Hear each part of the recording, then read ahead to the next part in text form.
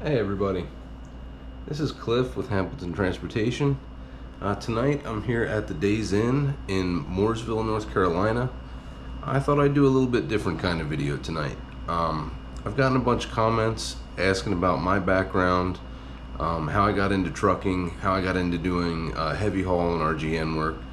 So I thought I'd try to do a different kind of video, maybe just going over a topic or my thoughts on a certain subject.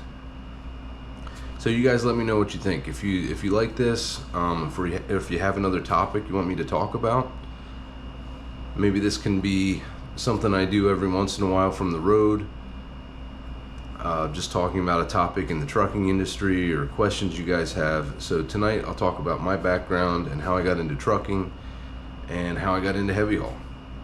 So my background, grew up in Pennsylvania. I went to boot camp in 2001 when I was 17. 9/11 actually happened while I was in boot camp. So then I was in the Navy for 6 years.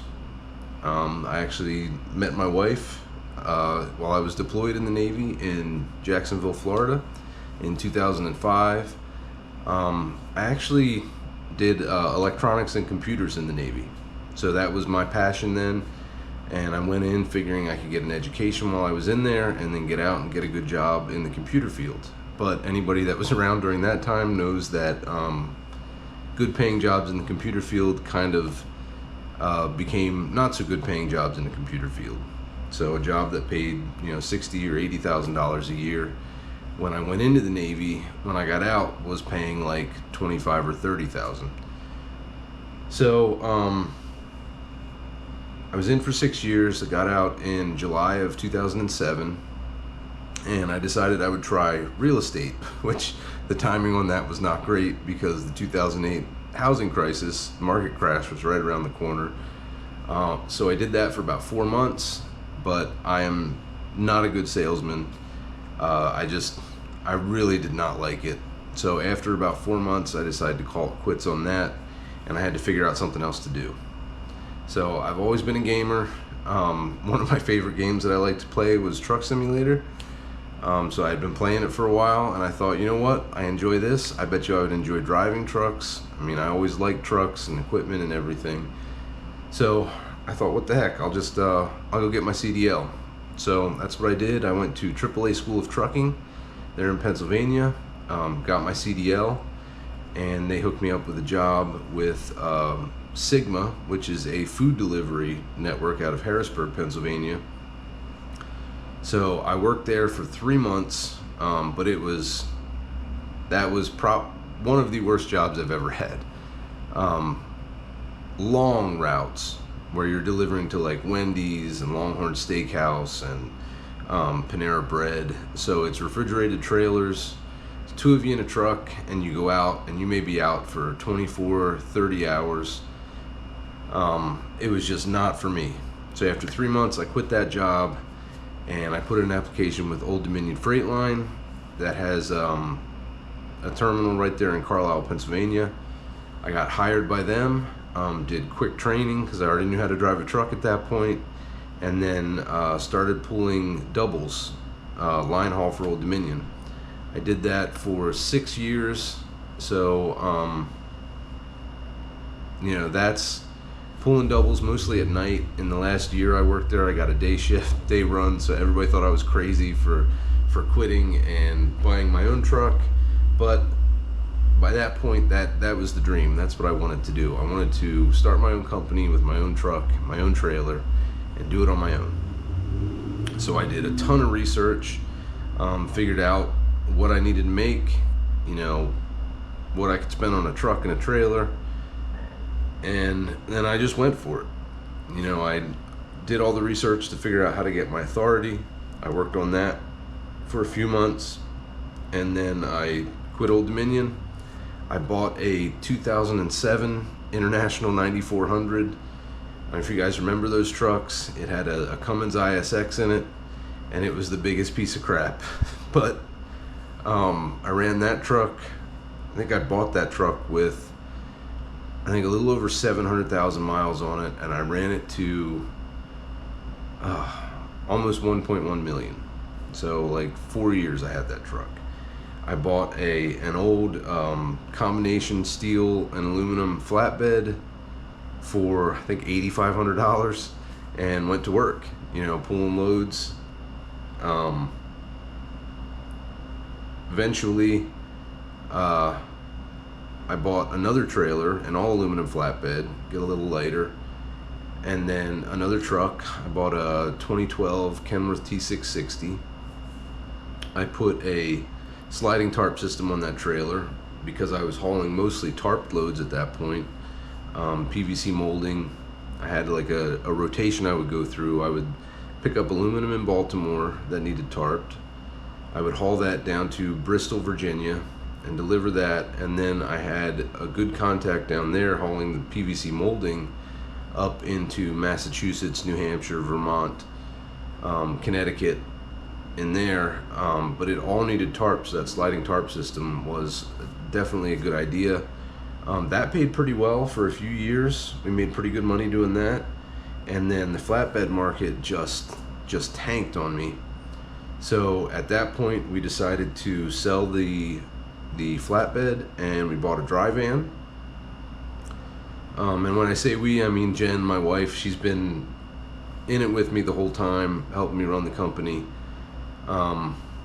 It became pretty obvious right off the bat that I couldn't do it all on my own, so she stepped up and started, finding loads for me and talking to dispatchers and all of that, which I don't know how guys do it without somebody at home, doing that.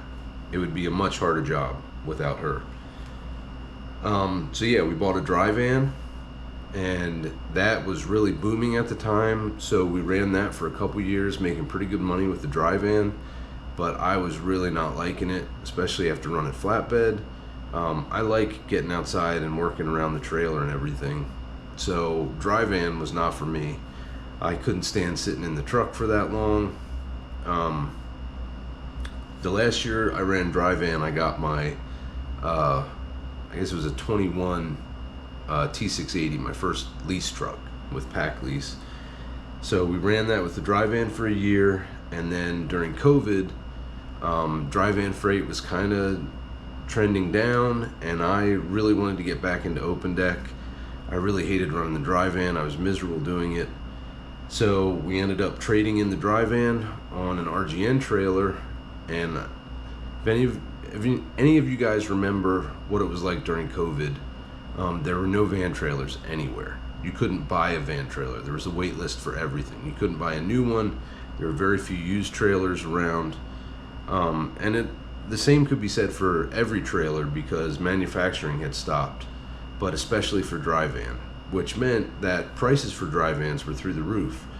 So I decided to sell it while it was worth a lot. We traded it in on a 2014 Talbert 30-ton RGN, but it was in North Dakota. So I made a deal with the guy that had it. It was a little dealership out there, Pedigree Truck Sales. He had just bought a piece of equipment from an auction pretty close to my house in Shippensburg. A couple of, I forget what they're called, but they're like little side-by-sides that you can put attachments on. So he said if I would haul those out for him, he would give me a deal on the trailer out there. So that's what I did. I ran down there, loaded them up in my dry van, and then headed to North Dakota.